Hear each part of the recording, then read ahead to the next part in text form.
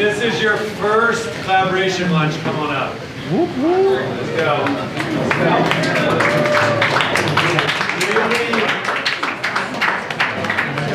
Really half-hearted.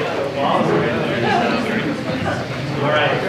So don't be shy. Don't be embarrassed. Just tell us who you are, where you came from, how you got here, what you're going to be doing as part of the partnership. I'm Valerie Hernandez. Woo! From my mom and dad. Woo!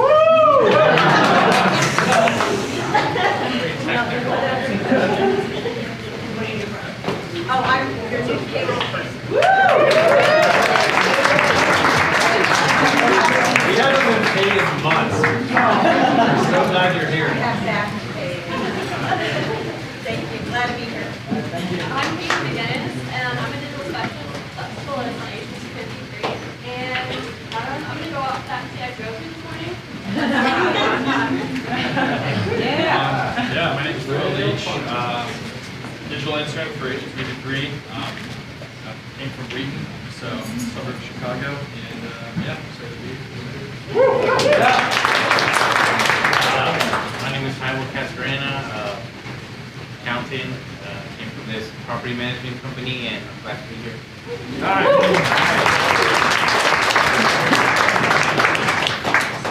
Any other new folks? No? All right, thanks, Joe. Get on up here. Oh, no, we got one more. Hold on. Two more. Hi, Mike Ashley. How did I get here? Banking and insurance, got tired of it. Currently doing floating maintenance for you. Nice.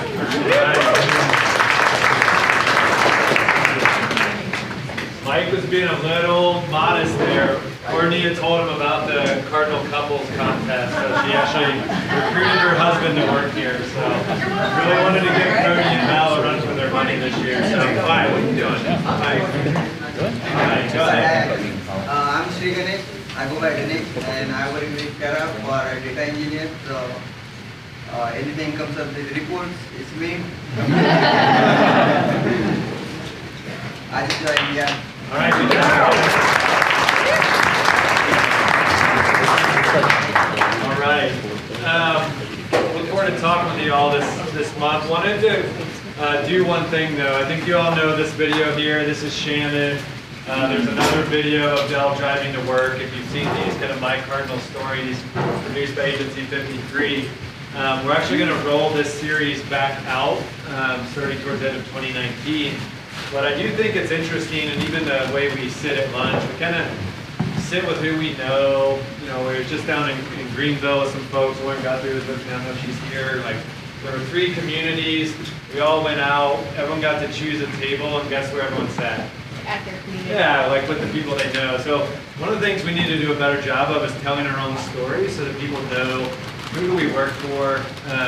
You can make funny comments like you came from your mom and dad, which is very technically true. But we also want to like tell our stories to each other. So we got a brave volunteer. My man, get on up here. So, come on.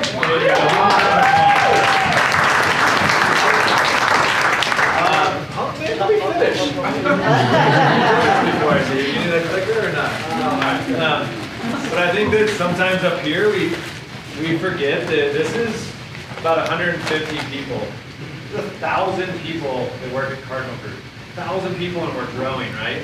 And the people out on site doing it every day, like their stories are just so amazing of how they got to Cardinal, how they grew, and what they've learned along the way. So I wanted to bring in Juan just as a starting point so we can start hearing more stories. So now you can take it away. Awesome. Good to see you. My name is Juan.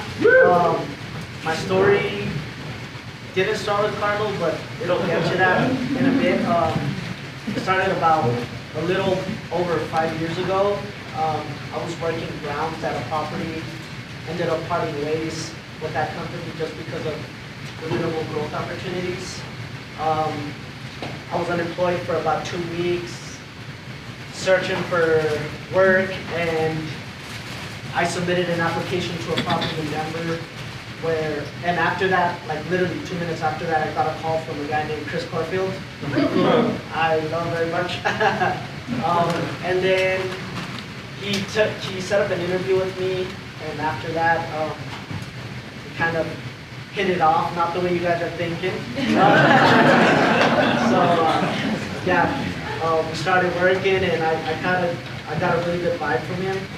Kind of saw that he was a good guy. We were working with another company, but shortly thereafter, we didn't feel very valued and appreciated there, so he jumped ship to Cardinal, and I was kind of skeptical because he told me that he was going to take me and Fernando with him, but he ended up keeping his word, and we went to Cardinal. We ended up at Fairways, Larry with Megan. Yeah, Larry, she's the best. We just worked really hard there every day, staying late, putting in the hours, and making sure that the property was better than it was given to us. And after that, we literally just made sure all the work orders were down, made sure the turns were done, and I forged really good friendships with like all the people there. Eventually, we sold, and Chris gave me $1,000 out of his own sale bonus, by the way, so thank you, Chris. But yeah, we ended up selling.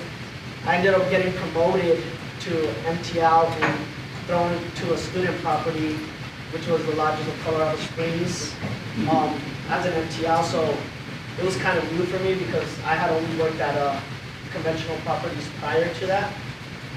But yeah, it was kind of scary. I was kind of surprised that I managed to get the return considering that.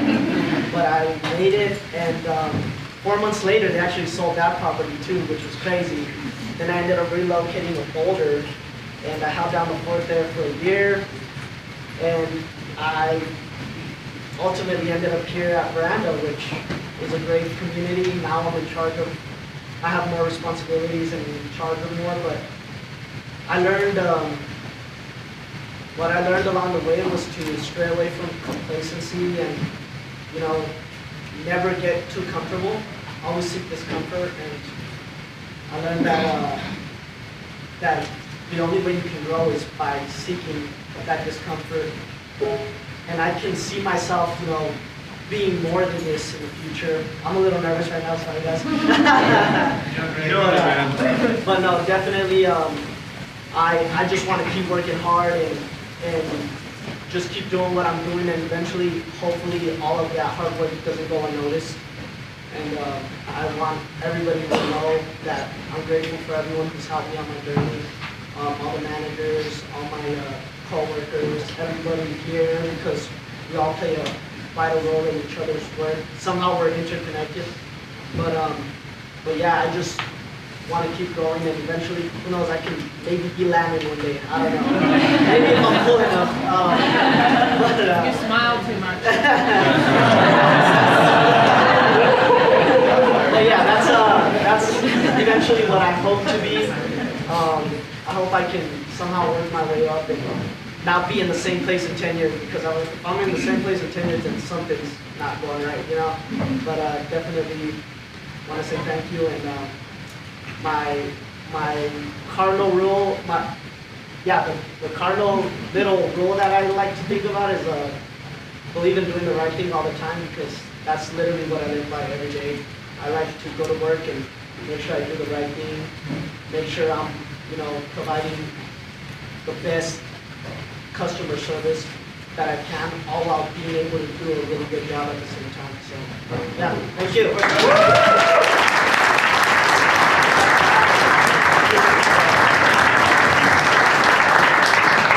It's something that gets kind of lost, I think, just along the way with a lot of the just positions and people in their careers along the way. But what motivates you to do the right thing all the time? Like, what makes you want to be landing? Well, I'm going to say this, to be honest, it's as cliche as it sounds, it's my son, because there's been times where work gets a little overwhelming and your personal life kind of goes into that as well, but I have to stop myself and tell myself, there's a reason why you're doing everything, and that's for my son, so he can have a better life than I did growing up. So that's my #1 motivation, and he's, to be honest, my hero. Aside from like Chris Corfield and all of you guys, I look up to everybody, anybody who's above me. I don't really look at anybody above me. I just look at that's somewhere I could be too, you know. And I always think that way because I never set limits on myself. So definitely. Thank you.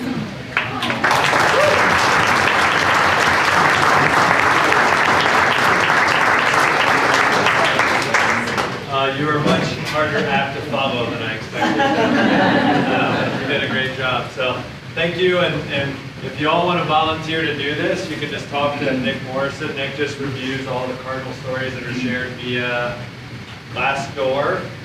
So if you've gone on there and you've posted anything about your story, your experience, anything you want to share, I know you all are just dying saying, hey, how do I get up and speak to a room of 100 people? It's easy. Go post on Glassdoor. Nick will contact you and let you know who's up next. So let's do the championship belt. I don't think I see this guy here, so Will, you come up and act as a proxy for this.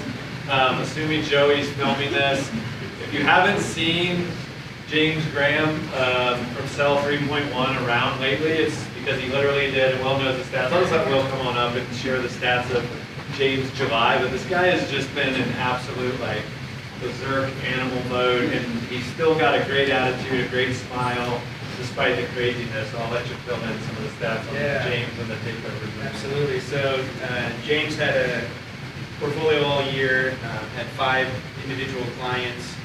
Starting in July, we added from our existing clients 5 new communities, all in July, which is more just happenstance than something we chose to do. I don't think we chose to do it in July, but over 3,000 beds added to the portfolio, and all from his ability to maintain really good relationships, put his team in a position to succeed, and ultimately build just a tremendous amount of trust with our client groups.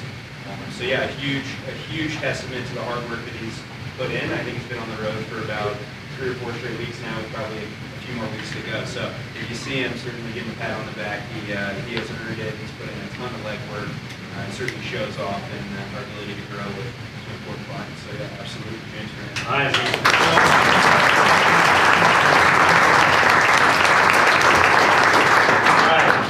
We're going to have 53 present the Hercules. What's it called? What's the 53 award called? The Victor Award, that's right. Before we do that though, I want to bring one more person up for a round of applause. This was kind of a late notice to me, or else I would have just gone belt, but I'll bring Henry up here for a second. So I want you all to look at this face, all right? Just Henry's been an absolute warrior for us from his time in St. Louis, down to Texas, took over the E-Roll, Westmore, kind of a you name it. And how many years have you been with Cardinal now? 5 years in September. Right. He's age 15. It's like the president, right? You get elected and then it goes to hell. But Henry recently took a really cool position out in Los Angeles. He's going to be leaving headquarters to go back into operations and take on an exciting role there. So 5 years in. We'd love to see what you're going to do the next 5. So I just wanted to give everyone recognition, a round of applause for Henry. So.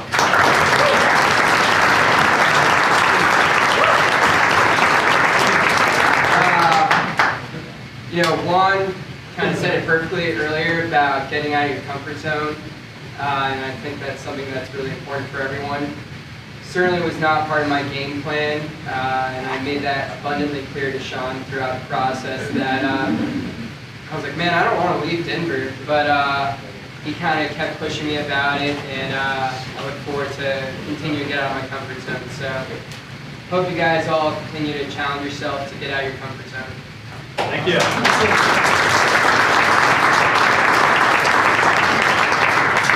Thanks, brah. So bad. Let's get you LA ready. Tank tops only, right?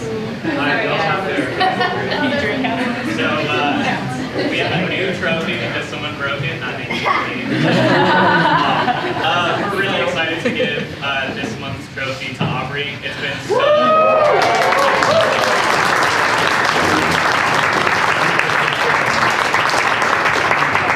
This is for all of her work, specifically for all of Cardinal Instagram and social media accounts. Every post that you see, it's between me and her, and pretty much everything else that you've been doing for the department. We're just so thankful to have you. So.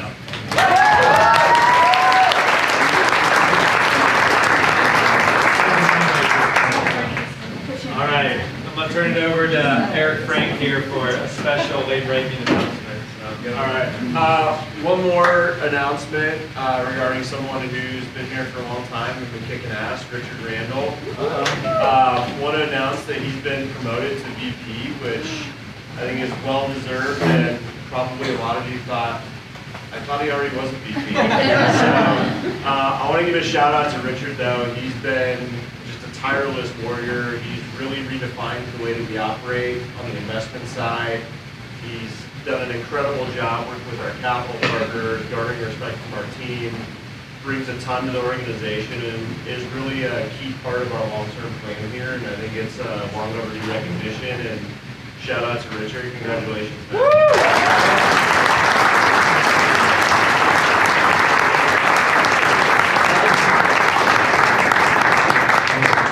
Richard, would you like to say a few words? Yeah, sure. This is so unexpected. Yeah, I wasn't planning. No, just really excited for kind of my next opportunity at Cardinal, and I don't think too much will change with my job description, but really excited to raise funds too and start doing some more conventional assets and build kind of what we've created on the 10 assets that we have now and hopefully a lot more. So it's been awesome working with you guys, and looking forward to another 4 years. So thanks.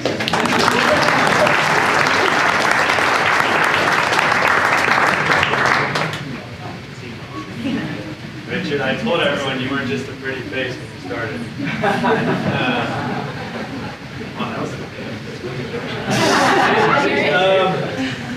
this is a little bit of the engagement piece of the lunch, and I hope you guys do this. We're working on something with the People and Culture team. This is stemmed from a number of conversations I've had, including recently a presentation I was able to do with Agency 53, where I think our ability to say we love the Cardinal culture is one thing, and our ability to describe what that actually means is something actually a little bit different, right? And I think the thing that we can describe is the emotion of I like coming to work, or I like the people, right? I love the people I work with. Well, the people are just a reflection of the culture. The culture is an agreement we all make to actions and behaviors, right? And I think I love this quote. The culture of any organization is shaped by the worst behaviors the leader is willing to tolerate, right? And those are things that we all need to think about is, what does the culture actually look like in action and behavior, and what are the things that actually work to detract from that, to weaken the culture? Everything we do is either in adherence to the culture or against the culture, right? And it's really easy to say, I love this company, but our actions and our behaviors actually what matter. Right? That's what builds the culture between two people. So you'll see here this kind of blank sheet here. So what behaviors enhance Cardinal culture? What actions hurt our culture? All right. So we're going to do just turn to your tables, discuss this, and we're going to call on some volunteers. The one caveat is, and I know I'm not going to ask you to do this, but I know you all have this on you right now. Make sure we're talking about what actions and what core values. Right? We just can't say well, we're nice to each other. It's well, which core value are we actually talking about? Right? What is it? And I want to start this among the headquarters, because really this is something across the organization we need to continue to do. On site, your team at Veranda, all across the country, Henry goes to Los Angeles, being able to articulate what does the culture look like in behaviors. Okay, so if you're new here, I know you just got one of these, so that's really good timing.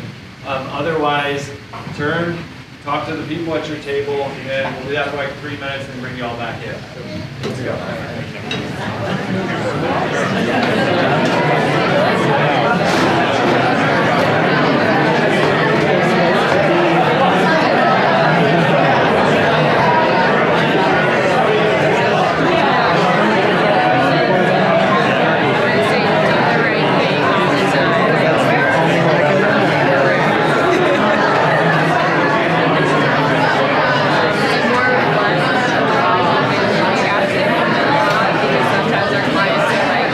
We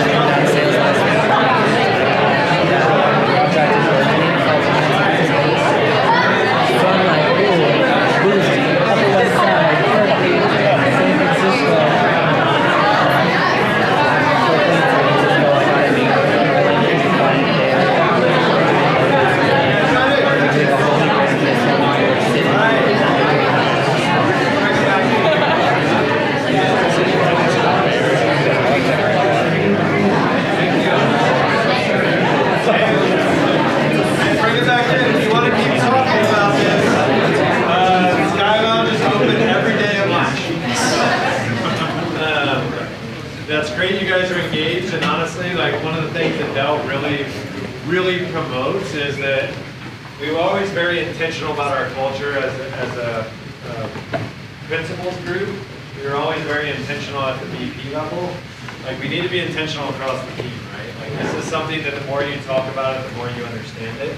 If you haven't spent a lunch talking about the culture, like, you know, Broncos and CNN and all that other junk, that'll still be there. You know, you can talk about that the next day. Spend a day just talking to your teammates about culture. So let's just throw out some behaviors that actually enhance our culture, show what our culture looks like. Go ahead. Go ahead, Lisa, thank you. Leading from like the top down on the culture. So we need an example from our team leads and from the people that are around us to be able to kind of adopt the same behaviors and traits that they are adopting. And if we're watching somebody not exhibit those behaviors, we're learning to not do the same thing. I think it's a good general statement. Each of the core values have actions and behaviors. And the way you model those for your team or what your team's going to learn and probably follow, right? So what else? Go ahead. We talked amongst our two tables here about like being passionate and determined, but also embracing change. Just because your passion kind of drives your momentum to move forward. Your ability to kind of roll with the country or take things as they come, things change really fast around here. And being excited about the changes rather than like hesitant to them. Right. So that's it, right? So like we're called to embrace change. So when something new is rolled out, we can either drag our feet and complain about it, or we can say, hey, I'm really excited to see how this plays out, right? And those are very subtle difference between what actually enhances our culture and what's against our culture. What else? Go ahead, Nick. It's kind of the idea that we're all in it together. I mean, I think one really kind of put it well today, just saying that, you know, it doesn't matter what you do for the company or what your position is, kind of at the end of the day, we're all in this together. And actually, Doug just kind of did it in action. I don't know if you guys saw, but I totally spilled a huge drink on the carpet over there. So, you know, me running around freaking out, and then all of a sudden I turn around, there's Doug with a roll of paper towels that he got from over here. We ran through those, he went in the closet, got another one. So I mean, it's just this idea that, like, you know, we're all kind of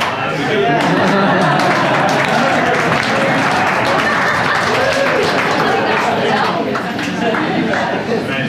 So what did Doug, like, be a team player, respect those you work with, right? You see someone that needs help, be a team player. Don't just walk by them, help them out, you know? And Doug, just being the great fatherly figure he is, is able to do that. So. What else from over here? Michael, go ahead. I like to more with less. I think one of the things that attracted me to Cardinal to begin with was, you know, it doesn't matter how outsized the challenge is for our team, we never back down. We always attack it, so that's something that's really proud of the team.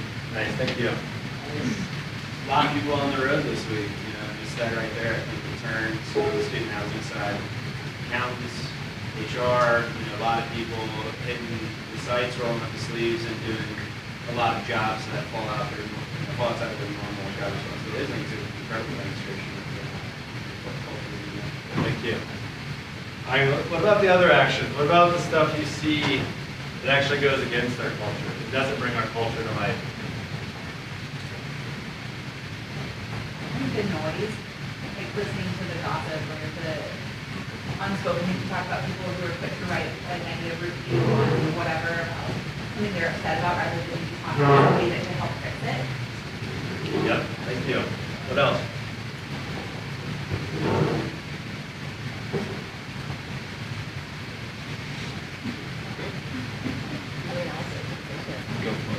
I think keeping team members just as warm bodies because we need them. The people who are expressing that they just don't, they have a feeling about Cardinal that isn't in line with what our culture is. So. Great, would you send me a list of those names? Hey y'all, that's ESO just going for it. Yeah, it's going to be under the domination, sticking to the status quo because it's easy. Not looking for there you go. Opportunities to innovate. That's something that hurts our culture. It goes against our core value of growth and knowledge. Great, thank you. I like that. Two more, go ahead. The us versus them mentality. You know, we're all one company, but like you said, with the example of sitting with your groups That's, just a little more cohesiveness between all of Cardinal being Cardinal. Yep. Yeah. So, someone recently tried to upplay that a little bit, and I would just say, like, we all need to just like understand, like, we're kind of like a little bit tribal by nature, there's kind of like this birds of a feather thing, and that's where leadership has to step in. And I think there's maybe this overblown, 53 versus Cardinal. Well, last year it was group 2 versus, student versus conventional. And before that it was me versus Eric, or something. It was just like, or CGI and CGM weren't aligned, and, the investor was treating, the investor, Mike Neely, was treating the guys in management poorly, and investments in management weren't aligned. So I think we're just called as leadership to like break through that. Systems and training actually used to be a department. It's like we've had like just like trying to find everything in its right place, but the truth is we're all in the right place in the right Cardinal, right? And I think that let's not get like myopic at a certain like one point in time of like, oh, it's Cardinal's not aligned with 53 or whatever. It's like we need to always just flow through that. Anything that separates us, for all the talk on diversity and inclusion, like we need to turn that into action. Like inclusion is breaking through those barriers, even the perceived ones of, well, I work at Cardinal and I work at Highside, or I'm on the maintenance team. I don't go talk to the office people, which I know you do. I know that's the narrative, right? You guys think it's just here, like. Half the time you go on site, the maintenance team and the office team are, oil and water. So I think that we culturally always have to flow through that, right? We either, we hang together or we hang apart, right? That's just the truth of what we do. This company was intended to win as a team. So anything that keeps us from being a team goes against our culture, right? What else? One more. Go ahead. Thanks, Andrew. Not being afraid of the changes that are on the horizon. I mean, we're not a 250 person company anymore, we're over 1,000. And with that, change departmental systems, all those just embracing it. Yeah. Not being afraid of what that looks like. Yeah. Anyone else? Yeah, actually, please. Just that 3 times? All right, I'm just saying. That's the time. We talk about this a lot all day. It's the idea that HQ isn't the pearl. That we're not the center that everybody should aspire to get to, but rather the strength of the company is everybody else, and we're just there to support it. So another thing, and we'll kind of move forward from here, but one, again, talk about this stuff as a team. Okay, it was amazing to me the number of on-site teams. So again, it's like, I love the culture, I can't articulate that. Like we as leaders are called to articulate, because if we let people only love the people of this company, the people will, we already know that. Like many of you may be even getting the phone ringing right now on other career opportunities. Like that's just the nature of employment. Okay, but what we have to love is the actual culture itself. Okay, because the culture is what brings everyone together. So we, all of us, most of us are team leaders, we talk to our on-site teams, we're here. We need to know how to describe what the culture looks like in action. And again, what are the worst behaviors we'll tolerate as an organization? Because those behaviors define the culture. So if you let someone come in and gossip about someone else, if you let someone come in and brag about their achievement or take credit for someone else's work, there's so many things. We can't, like, it's not just a singular thing. We need to learn, and for those of you, I know, you brought up your child, your son. We encourage behaviors and we discourage behaviors, right? It's like, hey, don't do that. Oh, hey, do that. Hug it out. Like how, you all have seen my kids. They're just constantly spanked all the time. Discouraging these bad behaviors. But in all seriousness, like when we know the behaviors that bring our culture to life, that's what it does. When we know the behaviors and we say, you know what, like, even though I love you, I'm not going to let you do that, because like the culture brings us together and I can't let you, like that activity is no good. Like that's actually what builds relationships, to call those things out. So complaining, putting your needs over the team, being a victim about things, not embracing change, that brings our culture down. What brings it up? Having fun. Believe it or not, the thing you want to do, which is have fun at work, is cultural fun. Right? I mean, literally in the 10 things we chose, bring your best each day and create fun. Literally have fun. Prank each other, laugh, go do events, like go do anything that brings us together. We're called to do that culturally. How cool is that? That's like culturally, we want you to have fun, okay? Recognizing each other, helping each other. All of these things that are awesome actually are cultural to us, okay? So just remember that. You know, learning a new skill. I mean, Juan articulated it so well. Pursue growth and knowledge. Where do you want to be in 1 year, 2 years, 5 years? You're at an organization that literally says, we're the rocket ship going up, come with us. All you have to do is pursue growth. How awesome is that? Right? The right people will be attracted to the culture if we live it out, okay? And this isn't unique to HQ. It's all of the HQ companies, it's all of the on-site. We need to learn as leaders to call out behaviors and action to bring our culture to life, okay? Any other comments or questions to that? You're always so smiling. Thank you. I don't even know if I say anything good, it's just you're always smiling. CGI team knows this is so good. Yeah. Bunch of stone cold faces, smile. I'm gonna bring Eddie up and Michael, and this is the part of the presentation that I just deleted like 10 slides to talk about this, and this is like really weird because I don't want this to be like political at all, okay? So if you have like a political buzzer, like you can tap it, or just like turn your ears off and go like troll some shit on Fox News later or whatever. But I was texting with Eddie and Michael on Saturday, and I think you guys know, and there's others in the organization, but specifically both Eddie and Michael are from El Paso, Texas. Okay, so we all knew that, right?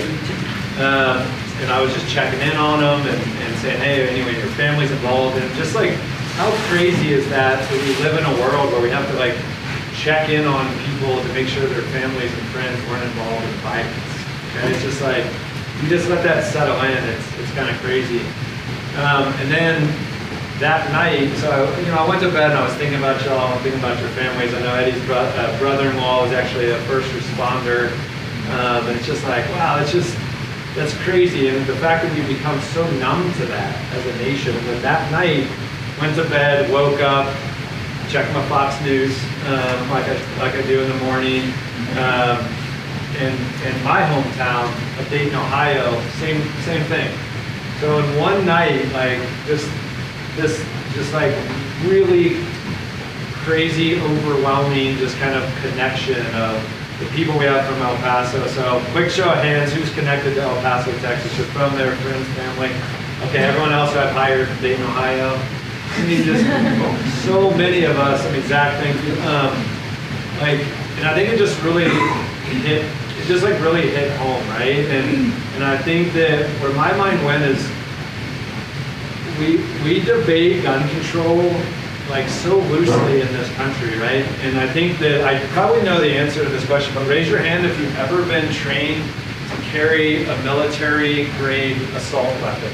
All right, me and Connor, cool. All right, we're good. All right, we got one more over here. Bree, obviously, you've ever seen Bree, she's just doing it. Like, it's just so crazy that we live right now in a time where we're so afraid of violence and mass shootings and just unnecessary bloodshed. And the debates that rage around that are so big and confusing, and who can own what, and how many round magazine, and it's protected by the Constitution, or it's not, and it's not my fault a video game made me shoot up this. Like, we literally are numb to this because we don't know what to do. And I think this campaign right here is kind of enough is enough. It's just something I would encourage you all to just reflect on. Like, just like what? And again, this isn't a political, this isn't go vote red or blue or who's gonna do what. It's right now our country is just plagued with violence. It's just plagued. And you know who's gonna change it? Young people. You guys. If you guys are gonna help lean into that debate, and if you have, raise your hand if you have school-age children. I mean, my God, is it fucking scary. Like, my God, is it scary. For all of you debating having children, like, we live in a world where we're afraid if our kids will get shot at school. Like, whoa, that's freaking mind blowing, right? I mean, it's so scary. I mean, all the parents know what I'm talking about. It's like, so I would just, again, this isn't a go vote a certain way. We need to lean in as a nation, just as a people. And I know one thing about the people in this room is that we're passionate, we're determined, and we get activated and we do something. And I don't know what that is, but like enough is enough. All right, we have to stop letting a bunch of talking heads make it sound like we're hopeless. Like we're hopeless to what we can do. Like this is like really crazy. And I know it's the 250th time this year there's been a mass shooting in this country. I mean, it's just awful. And I think just reading about your own hometown, having that happen, the bars you used to hang out in, the restaurants, maybe the mall or the stores you guys maybe grew up and you know where it is and you shop there, it's just like, enough is enough. Okay, so I'll let Eddie add a few words and then we'll just do a quick moment of silence and recognition for just the awful weekend we had. Yeah, just to put another personal tint on it, my mother is very involved in everything El Paso. My brother-in-law, as Alex had said, was one of the first responders. He's an FBI agent. So he was there and as a professional did what he needed to do. My mom, on the personal side, went to go volunteer to feed the first responders the next day, and she was actually part of the building where they were notifying the families. Sorry, no, it's kidding me. And my mom said, I felt like I was part of a military unit. I felt like I was in a war zone where they were notifying people that their families had died, and watching that was just so surreal. And we should never have to deal with that as a society. And we live in one of the greatest countries in the world, but some of our own stubbornness, gets to us. And hearing her recant some of that stuff was really hard to hear. And I'm very proud of her, but it brought it very much home to the fact that, we need to do something. And, being aware of it, talking about it in a way that's not overly political, I think is important. We have a good forum and opportunity to do that amongst this group. And we really just wanted to do a little moment of silence for those folks who lost their lives, those families that are irrevocably changed forever because of the things that happened this weekend, and can only hope that we come to our senses as a country and really start working towards some long-term fixes for things like this so that we don't have to worry about it, sending our kids to school and going to public places. So if you could all join me in a moment of silence for those in Dayton and El Paso.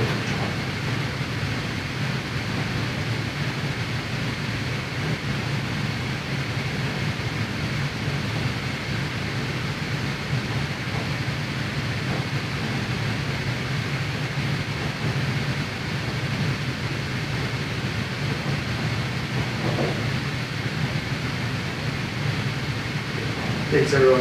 Thank you. I hate to have such a somber moment, but it is such a somber thing.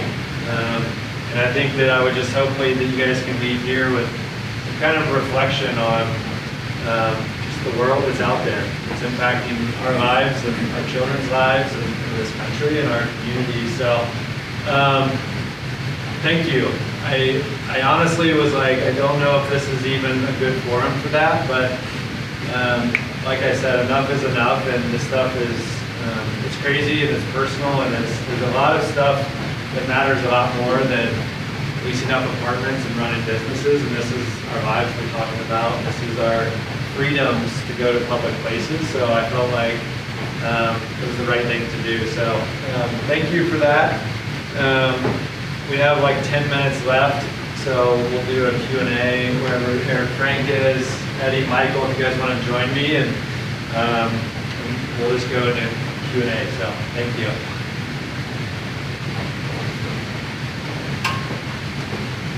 Sorry for killing the mood. All right, you can ask about all.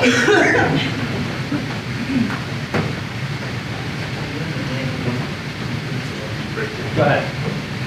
No, you're just smiling. Never mind. So hoping you can go a little bit into new Glassdoor portfolio or project that we're working on, and kind of the importance of everybody hopping on. And sure. You want me to do that, or you want to do that? Go for it. Okay. So Nick was talking about who here found Cardinal Group via the website Glassdoor. Okay, so a few of you. Who here knows what Glassdoor is? Okay, so most of you, that's good.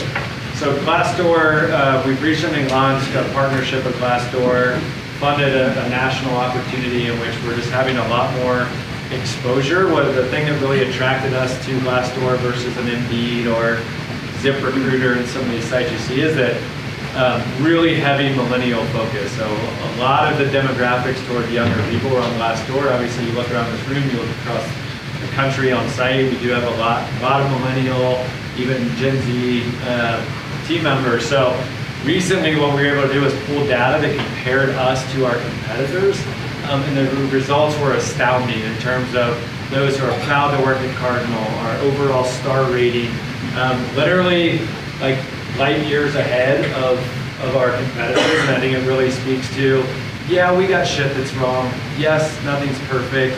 Yes, we got to work on stuff, but the culture that has brought this company together is doing something right in this industry, and we're really excited about it. That's what the labor markets are actually saying. So Nick and his team are running point.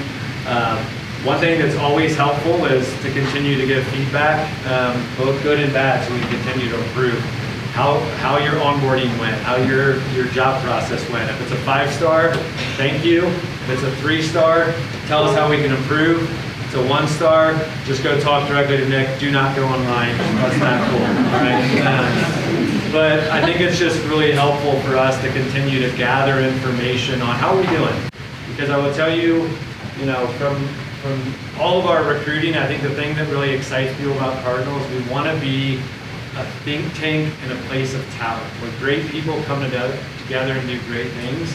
And I think we're on the path to do that. So thanks for the question there.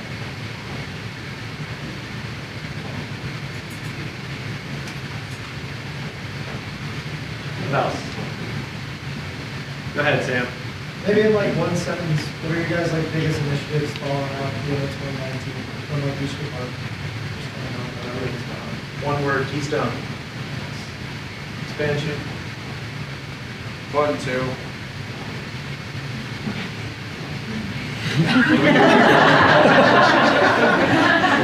Student housing fun too.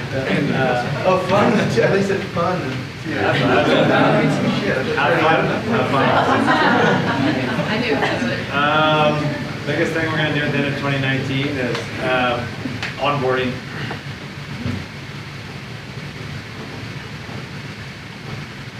Thank you for that really limited creative.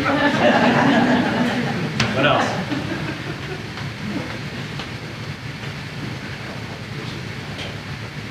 All right, I've got one. How are the BI intelligence initiatives coming with the data? All right. He was asking for a Keystone update.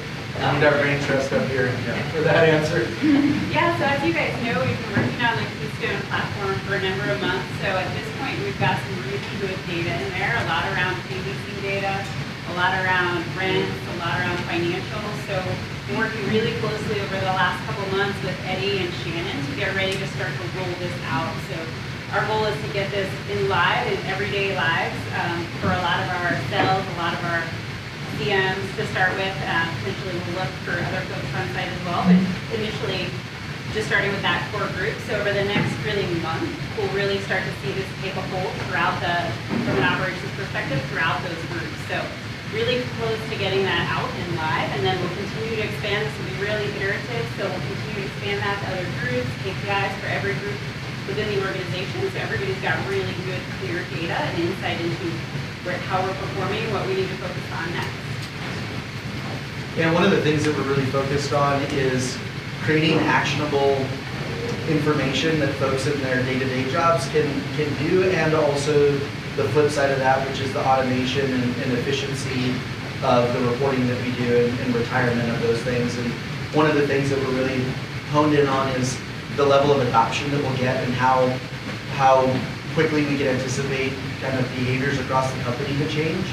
And some of that will end up being instigated through us having no other option to produce a weekly reporting suite than using Keystone. So there's some good things there that I think that we'll be implementing in September, October, November that will not only get folks in the system, but really get everybody using it quickly for both workflow items and most importantly, reporting items at the onset.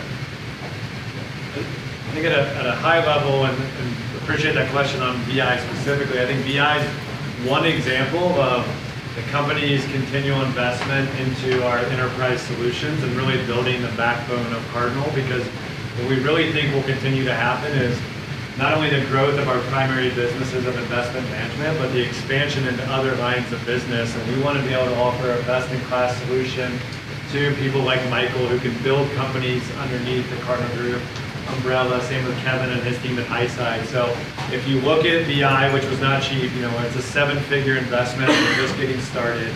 We also paid a pretty heavy price to roll out Ulti-Pro, which was a significant upgrade over ADP. I know it's still a little clunky. We're 6 months in. We recently signed a contract to put our entire company's CRM platform on the Salesforce. So many of you will start to engage with Salesforce, which is by far the industry leader in CRM, so that we can continue to invest in client management, new opportunities, and we're also investing in a project management platform, which there's kind of a little bit of we're kind of almost there, so I won't roll out too much there. But I think that's our continual focus: is how do we take all the bullshit work away so that we can do the stuff that really matters, And that's just across the board: better reporting, better information, better time tracking. Like what really matters, and as a company we'll continue to invest in that so that it frees up so much time to do those really high value tasks for each of us. So BI is one example. I think we all know that like the digital is just changing the way we work, and Cardinal Group's trying to embrace that change and be on the forefront of it. So, thank you, good question. One more. John O'Brien. He knows everything.